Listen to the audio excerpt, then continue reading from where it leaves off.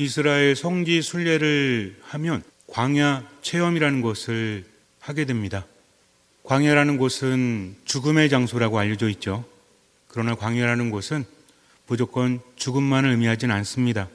워낙 황량하기 때문에 그렇게 생각이 되는 거죠. 풀도 있고 물도 있긴 하지만 그런 곳은 많지 않고요. 적막합니다. 어쨌든 푸른 초장이 많지 않은 곳, 죽음이 도살인 곳, 이렇게 여겨질 수밖에 없다. 숨을 곳이 없어요. 그리고 물을 찾기가 쉽지가 않습니다.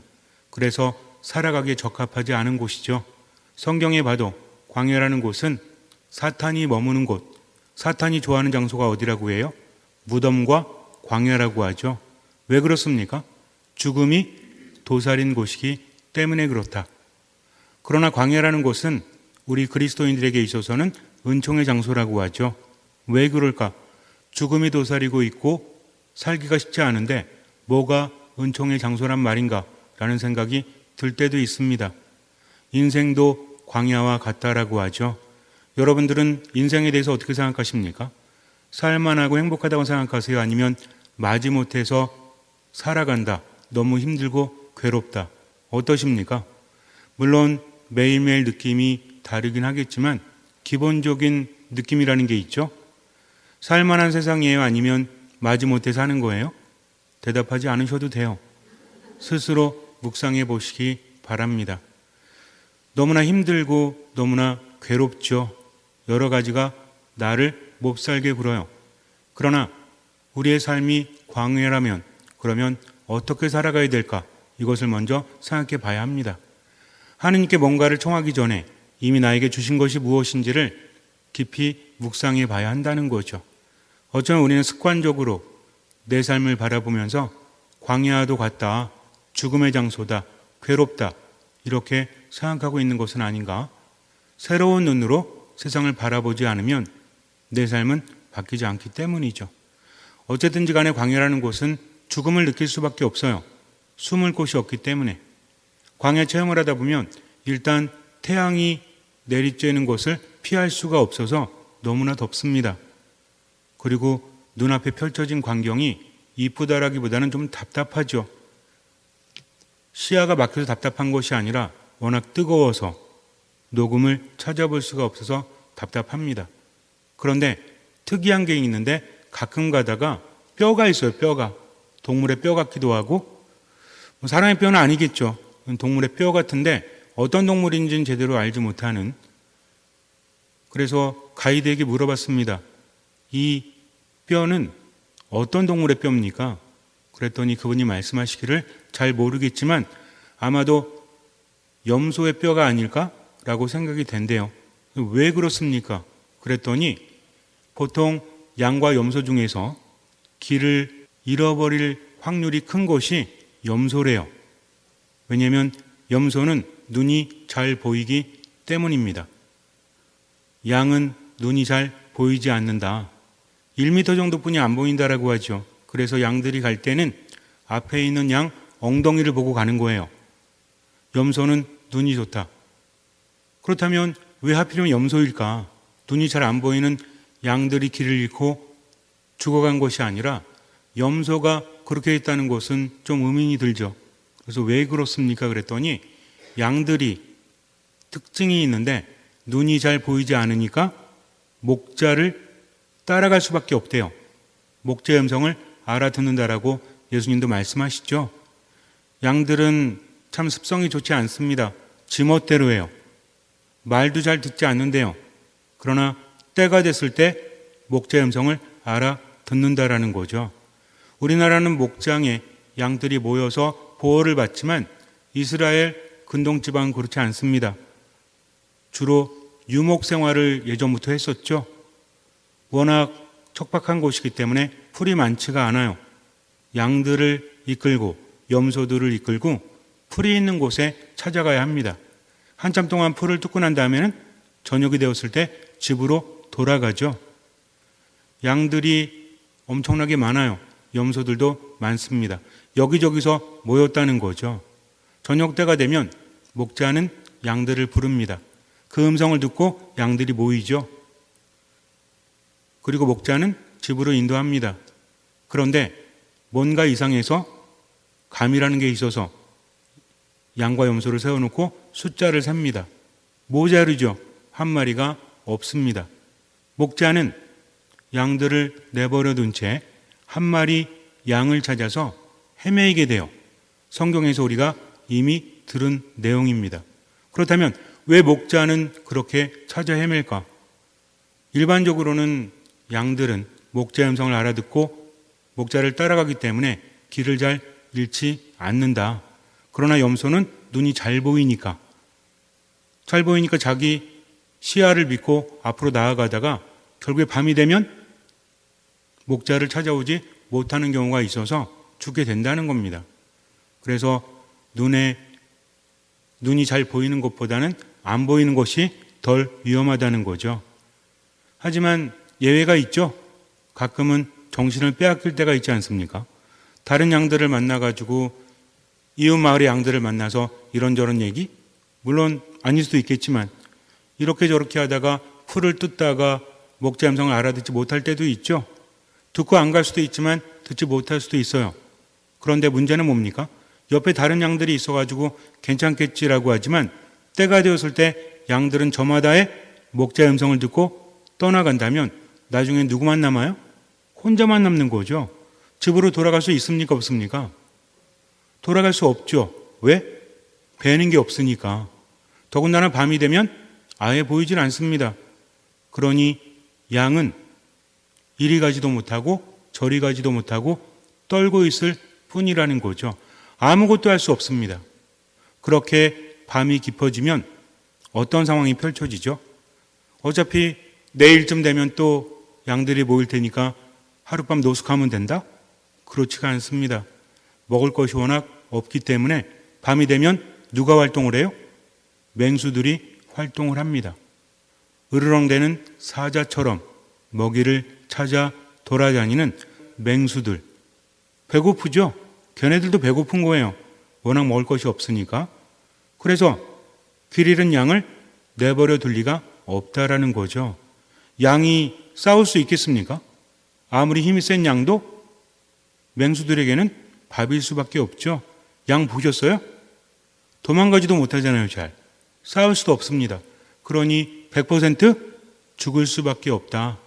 그래서 목자가 잃어버린 양이 있다는 것을 알게 되었을 때 밤새 내버려두지 못하고 그 양을 찾아서 헤맬 수밖에 없는 겁니다. 여기서 또 한 가지 의문이 들죠. 그러면 남은 양들은 어떻게 하나? 잃어버린 양은 말을 안 들어가서 잃어버렸지만 말 잘 들었던 양을 내버려둔다는 것은 좀 무책임한 것이 아닌가라는 생각이 들 수도 있죠. 하지만 목자는 한 명이 아닙니다. 여러 명의 목자가 있다는 거죠.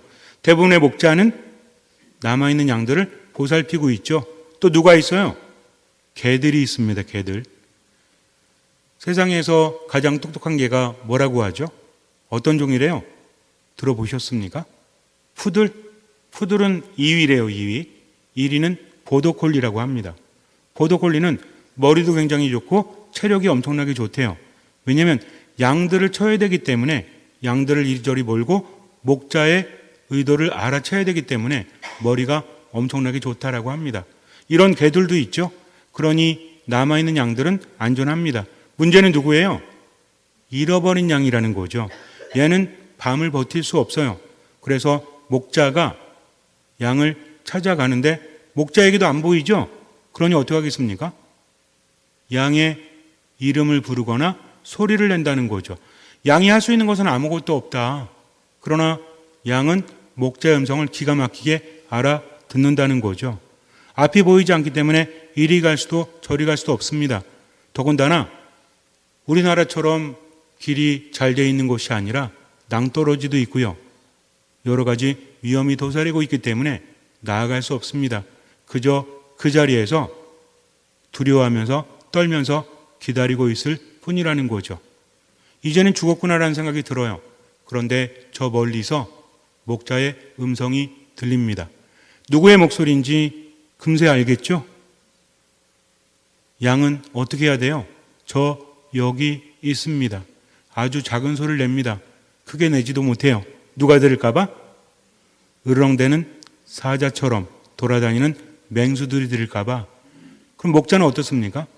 소리를 내면서도 조그만 소리에도 민감하게 반응할 수밖에 없죠. 목자의 심정을 알아야 됩니다. 지금 어디 있니? 라고 하면서 양의 이름을 부르면서도 목자는 듣고 있다라는 거죠. 조그만 소리도 잡아내야 되기 때문에. 그러다가 양의 소리를 들으면 목자는 압니까 모릅니까? 우리는요, 양들이 목자의 음성을 알아듣는다 이것만 생각하지만 목자는 양의 음성을 알까요 모를까요? 알겠죠.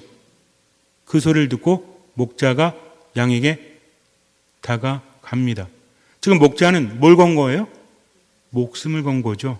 왜냐하면 맹수들이 목자를 노릴 수도 있기 때문입니다. 배가 고프면 어때요? 보통은 사람들에게 다가오지 않죠. 가끔 뉴스를 보면 민가에 멧돼지가 출몰했다. 멧돼지들이 민가에 잘 나타납니까? 나타나지 않습니까? 잘 안 나타나요. 돼지들이 되게 미련한 것 같죠? 여러분들 개가 똑똑할 것 같아요? 아니면 돼지가 똑똑할 것 같아요? 보통 IQ라고 하는데 누구 IQ가 높을 것 같아요? 이렇게 질문하면 누굴까요? 돼지래요, 돼지. 우리 보통 개가 똑똑할 것 같다라고 하지만 돼지 IQ가 굉장히 높다고 합니다. 그래서 훈련시킨 돼지는 놀라울 정도의 일을 한다라고 하죠. 돼지가요, 멍청하지 않습니다. 머리가 굉장히 좋다고 하죠. 자, 그런데 지금 목자의 소리를 듣고 있는 양, 그리고 그 양을 찾고 있는 목자. 보통 멧돼지 같은 경우에도 민가에 웬만하면 오지 않아요. 사람에게 걸리면 죽는다는 것을 알기 때문에. 그러나 올 때가 있죠. 언제 그래요? 먹을 게 없을 때. 그때는 사람이고 뭐고 필요 없다는 거죠. 이런 멧돼지는 조심해야 됩니다. 제가 예전에 군종신부할 때 멧돼지를 만난 적이 있어요. 멧돼지가 사람을 공격한다라고 하는데 그때 군종신부하기 위해서 훈련을 받는 도중에 전방에 체험을 하게 됩니다. 어디로 갈지 모르잖아요. 군종신부 돼가지고 전방 갈지 후방 갈지 모르니까 전방에서 체험을 하는데 GOP라는 곳이 있어요. 그곳을 순찰을 하는데 앞에 누가 걸어오는 거예요. 보통 사람 키는 아닌 것 같아요. 여러 명인 것 같은데 기어서 오는 것 같아요. 뭐 훈련하고 있나? 라는 생각이 들었지만 가까워졌을 때 알았어요. 맨 앞에 큰 놈은 어미 멧돼지고 뒤에 한 4-5마리는 새끼 멧돼지예요. 문제는 뭐냐면 GOP 철책이 있는데 길이 넓지가 않습니다. 한두 사람 간신히 지나가는 거죠. 근데 앞에 돼지가 딱 서 있는데 얘가 덩치가 작을까요? 클까요? 굉장히 큽니다. 그러니 둘이 마주쳤죠? 이쪽에 군인들 한 3명 있고 저쪽에 멧돼지 있고 멧돼지한테 총을 딱 들이대면서 꼼짝마 움직이면 쏜다 그러면 멧돼지가 안 움직이나요? 근데 신기한 게 뭐냐면 멧돼지가 옆으로 비켜요. 이렇게 옆으로 비키는데 비탈지잖아요. 조금만 더 가면 떨어지는데 안 떨어질 정도로 비키면서 옆으로 길을 내줍니다. 그랬더니 앞에 가는 군인들이 지나가더라고요. 저도 지나가는데 슬쩍 봤더니 멧돼지가 저를 째려보는 것 같아요. 바로 옆에서. 굉장히 무섭습니다. 일반 돼지하고는 다르죠. 그래서 제가 물었어요. 아니 저 멧돼지가 왜 지금 저럽니까? 그랬더니 군인들이 말하기를 지금 비켜주는 거래요. 왜 비켜줍니까? 이 멧돼지는 산에 사는 애긴 한데 얘가 군인들 짬을 먹는데요. 군인들이 먹고 남은 것들 있죠? 요걸 먹는 멧돼지래요. 얘는 야생이면서도 인간과 어느 정도 협력하고 사는 애다. 만났으니 어때요? 이렇게 머리가 좋습니다. 지금 저 군인들은 누구다? 우리에게 먹을 걸 주는 사람들이니까 어떡하자? 비켜주자 해서 비켰다는 거죠. 이렇게 머리가 좋다라고 그래요. 그러나 먹을 것이 없다면 인간도 공격하죠. 맹수도 마찬가지입니다. 목자도 공격할 수 있어요. 그러나 목자는 어쩔 수 없죠. 양을 구해내기 위해서 오늘 밤이 지나가면 양을 구할 수 없기 때문에 목숨을 걸고 양의 이름을 부른다는 겁니다. 그러다가 양에게 도착을 하면 목자는 어떻게 합니까? 양을 어깨에 메고 돌아오죠. 이미 지친 거예요. 양은 아무것도 할 수 없어요. 할 수 있는 것이 아무것도 없었기 때문에 목자를 기다리느라 진이 다 빠졌습니다. 누가 더 지쳤을까요? 양이 더 지쳤을까요? 목자가 더 지쳤을까요? 아마도 목자가 더 지치지 않았겠습니까? 하루 종일 양들 보살피고 또 집으로 가다가 돌아왔으니 얼마나 힘들었을까요? 그러나 목자는 목자입니다. 여자는 약하지만 엄마는 강하다고 하죠. 아이가 아프고 힘들면 여성으로서 약하지만 그러나 초인적인 힘이 나오지 않습니까? 왜 그래요? 엄마이기 때문이죠. 목자이기 때문입니다.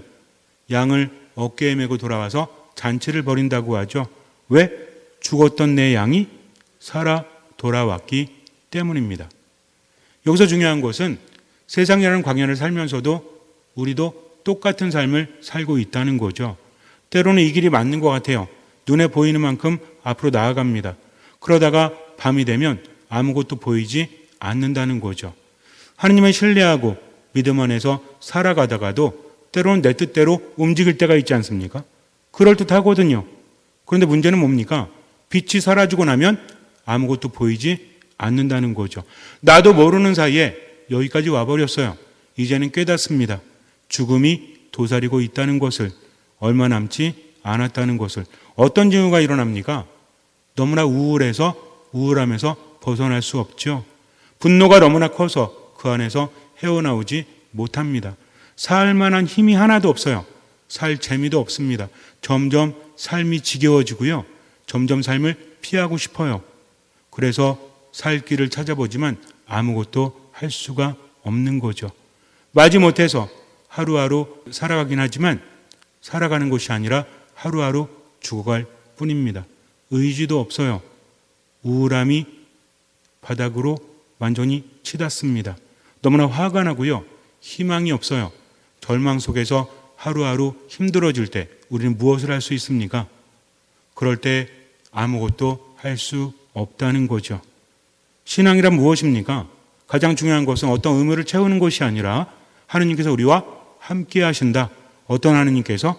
나를 나보다 더 잘하시고 나를 나보다 더 사랑하신 하느님께서 지금도 나를 찾고 계신다는 거죠. 아무것도 할 수 없다면 귀를 기울이십시오. 그분이 내 이름을 부르십니다. 거기 응답하면 되는 거예요. 하느님만 믿고 지금을 살아갑니다. 아무것도 보이지 않습니다.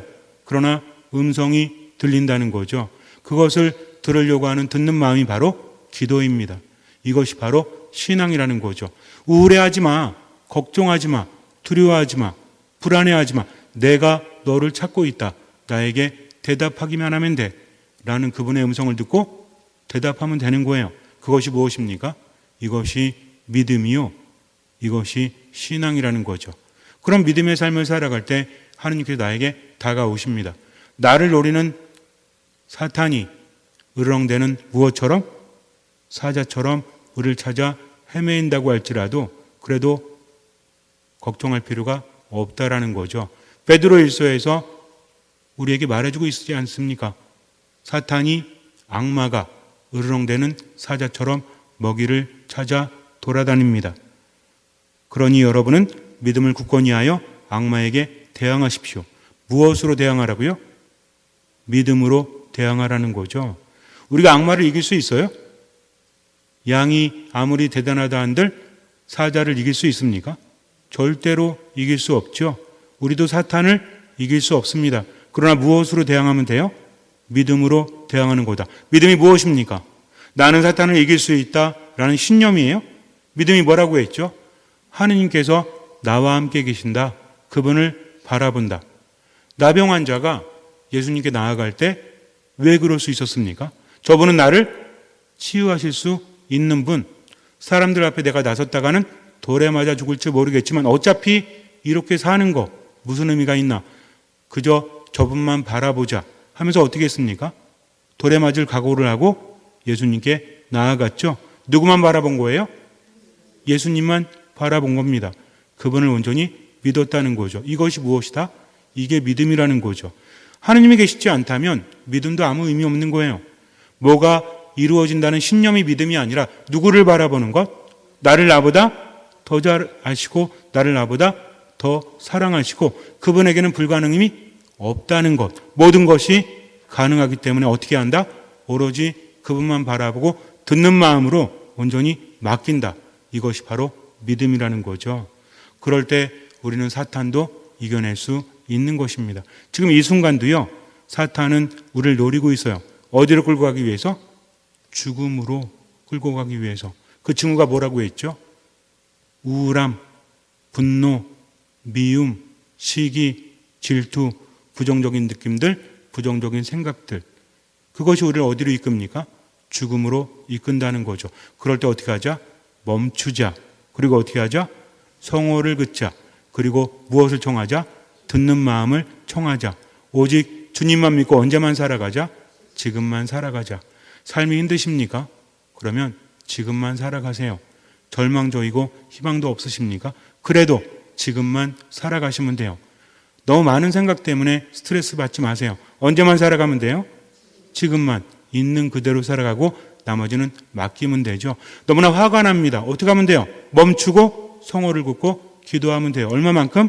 할 수 있는 만큼. 너무나 슬퍼요. 어떻게 하면 돼요?